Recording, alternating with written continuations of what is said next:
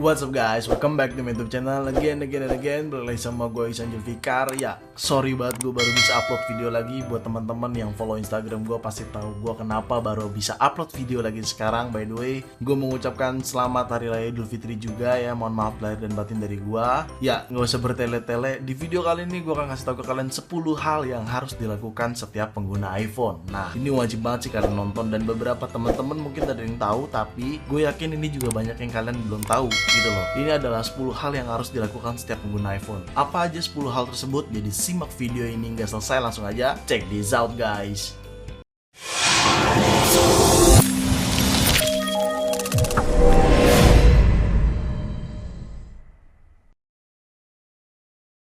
Ya, oke. Ini adalah 10 hal yang harus dilakukan setiap pengguna iPhone. Pertama-tama adalah disable erase data dan disable control center.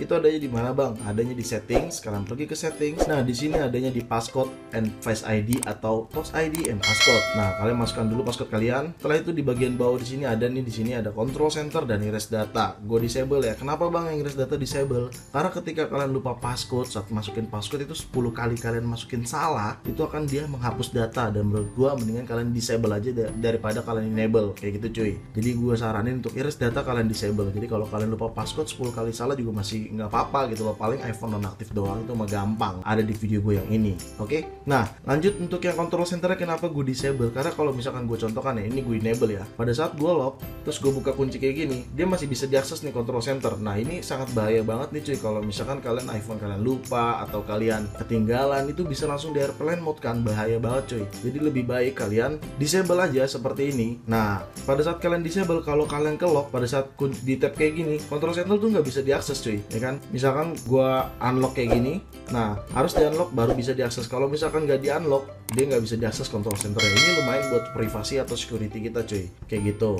Jadi gue saranin untuk control center dan erase data wajib kalian disable. Oke? Next yaitu turn on two factor authentication Apple ID. Adanya di mana, Bang? Adanya di profile, lalu ke password and security. Kalian tungguin. Nah, di sini ada two factor authentication ya. Nih, kalian onin ya. Ini penting banget privacy untuk Apple ID kita. Jadi kalian wajib onin, jangan kalian offin. Oke? Ini penting banget cuy, two factor authentication. Next selanjutnya yaitu password harus dirubah secara berkala, ya kan? Adanya di mana, Bang? Adanya di menu password ini, tetap di bagian setting di password ini. Makanya di sini adanya security recommendation kayak gini nih. Ini penting banget ya, kalian update secara berkala, kalian ganti password kalian, semua akun-akun kalian yang sudah direkomendasikan. Bahwasannya berarti security recommendation berarti ada beberapa akun-akun kalian yang memang belum diganti-ganti passwordnya gitu loh. Udah lama banget gitu loh passwordnya nggak diganti-ganti. Memang wajibnya diganti sebulan sekali atau 2 bulan sekali atau 3 bulan sekali, itu balik ke masing-masing orang. Oke? Next yaitu adalah calendar configuration. Nah, di bagian kalender nih penting banget nih. Jadi kalau kalian pengen semua akun-akun kalian itu synchronize kalendernya, mau Yahoo kalian, Gmail kalian, itu bagian kalender ini kalian wajib kalian konfigurasi di bagian account. Misalkan contohnya di sini ini.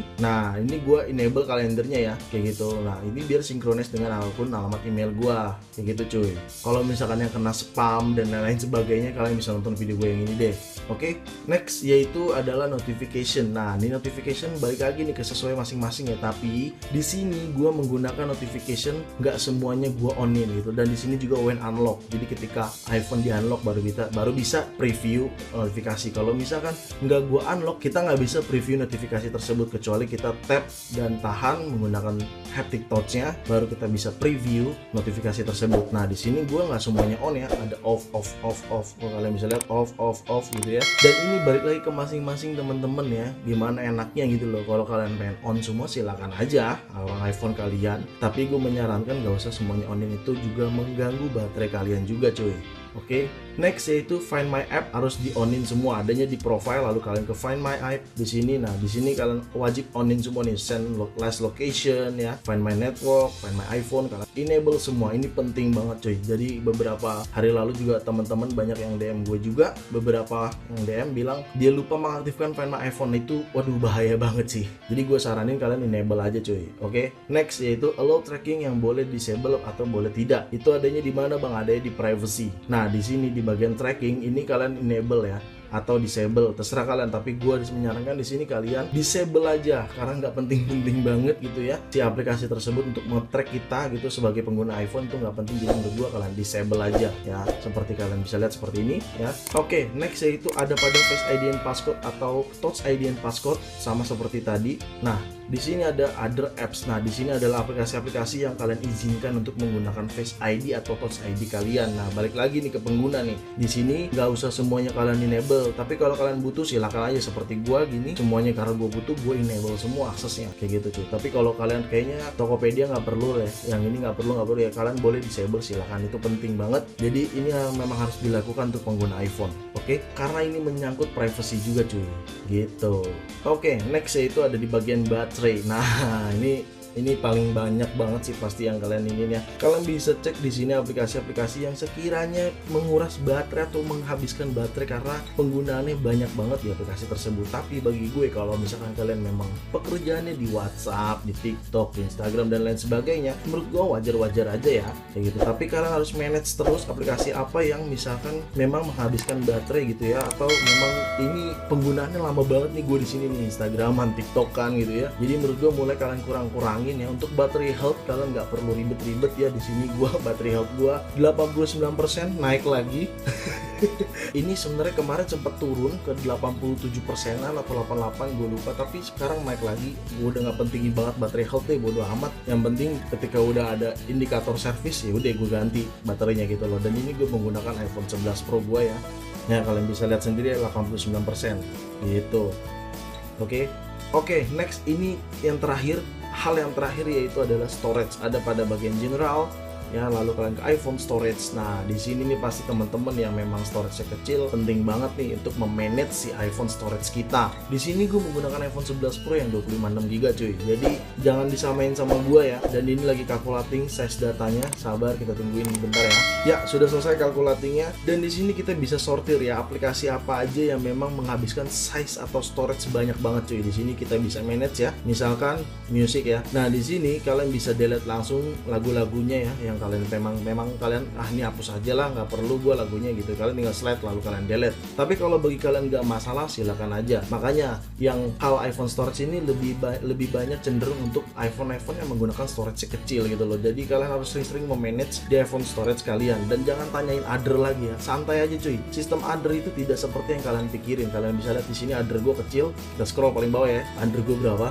Dan other ini juga sering banget dikatakannya refresh. Kadang gede, kadang jadi kecil. Itu kenapa ya? Karena cache-nya gitu loh. Jadi memang ada aplikasi-aplikasi yang berjalan dan menyimpan cache ya, menyimpan data sementara doang gitu loh. Tapi habis itu dia akan hilang kembali. Kalian bisa lihat other-nya 3,74GB dan naik langsung ke 16GB. Kalian bisa lihat sendiri ya. Tuh, kalian bisa lihat sendiri other-nya tuh. Gue nggak bohong kan. Nah, makanya gue bilang nggak usah terlalu pusingin other karena sistem other itu berbeda dengan aplikasi-aplikasi yang kita install. Tapi pada intinya kalian tenang aja, dia tidak akan mengganggu storage kalian. Kayak seperti kalian bisa lihat di sini ya. Nah, buat teman-teman yang memang menggunakan storage kecil, penting banget untuk memanage aplikasi-aplikasi, data-data di aplikasi tersebut. Kira-kiranya kalau memang tidak butuh ya kalian delete aja kayak gitu. Kalau perlu kalian delete aplikasinya lalu kalian install kembali aplikasi tersebut. Itu paling penting banget sih. Cara kayak gitu udah paling mudah kayak gitu. Jadi kalian uninstall lalu kalian install kembali. Jadi kayak dia nge-refresh lagi cache data dan lain sebagainya kayak gitu coy.